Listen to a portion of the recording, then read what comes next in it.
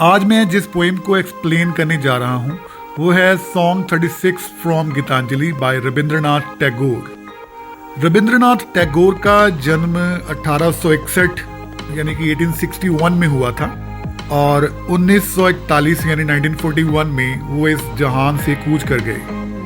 रविंद्रनाथ टैगोर भारत के उन महान राइटर्स में से एक हैं जिन्होंने अपनी मातृभाषा बंगाली में और इंग्लिश में भी लिखा। वो जहाँ एक कवि थे वहीं एक नॉवलकार, नाटककार, एक पेंटर और एक संगीतकार भी थे। उन्होंने अपनी ही कविताओं के एक संग्रह को अंग्रेजी में ट्रांसलेट किया और इस किताब का नाम था Geetanjali.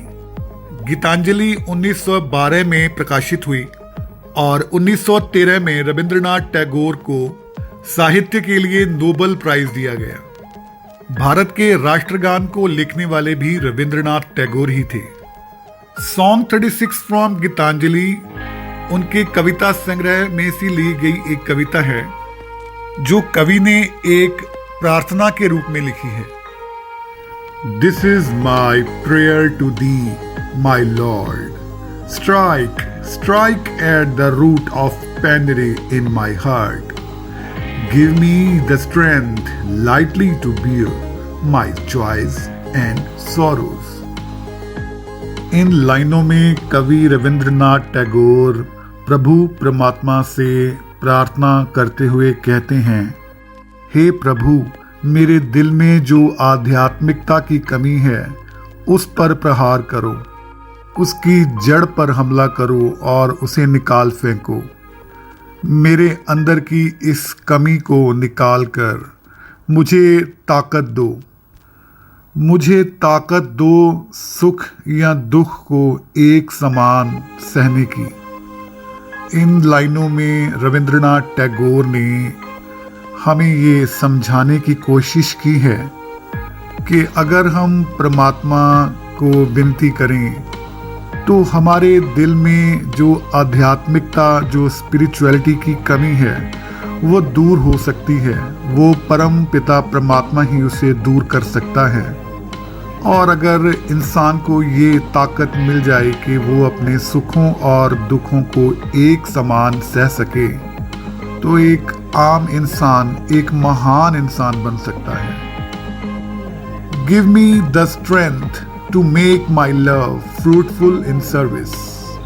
Give me the strength never to disown the poor or bend my knees before insolent might. इन लाइनों में टैगोर कहते हैं, हे प्रभु, मुझे ताकत दो कि मैं बड़े प्यार से सेवा निभा सकूं। सेवा का मतलब है कि मैं गरीबों की सेवा दिल से कर सकूं, सिर्फ दिखावे के लिए ना करूं। मुझे ऐसी शक्ति दो भगवान, मुझे ऐसी शक्ति दो कि मैं कभी किसी गरीब का तिरस्कार ना कर सकूं, मैं कभी किसी गरीब का दिल ना दुखा सकूं। और मुझे इतनी ताकत दो भगवान कि मैं कभी किसी अमीर के आगे घुटने ना टेक दूं, मैं उसकी ताकत के आगे झुक ना जाऊं। इंसोलेंट का मतलब होता है बुरा बर्ताव।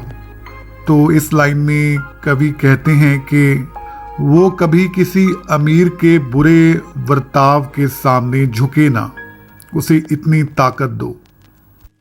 Give me the strength to raise my mind high above daily trifles and give me the strength to surrender my strength to thy will with love. इन लाइनों में टैगोर कहते हैं, हे प्रभु, मुझे ताकत दो कि मैं हर रोज की छोटी छोटी गैर जरूरी बातों में से अपने मन को परे रख सकूं। मुझे ऊंची सोच का मालिक बनाओ ताकि मैं इन छोटी मोटी बातों में उलझ कर ही न रह जाऊं। वो आगे कहते हैं, हे प्रभु, मुझे इतनी ताकत दो कि मैं आपकी मर्जी के आगे प्रेम सहित कुर्बान हो जाऊं, आपकी इच्छा पर समर्पित हो जाऊं।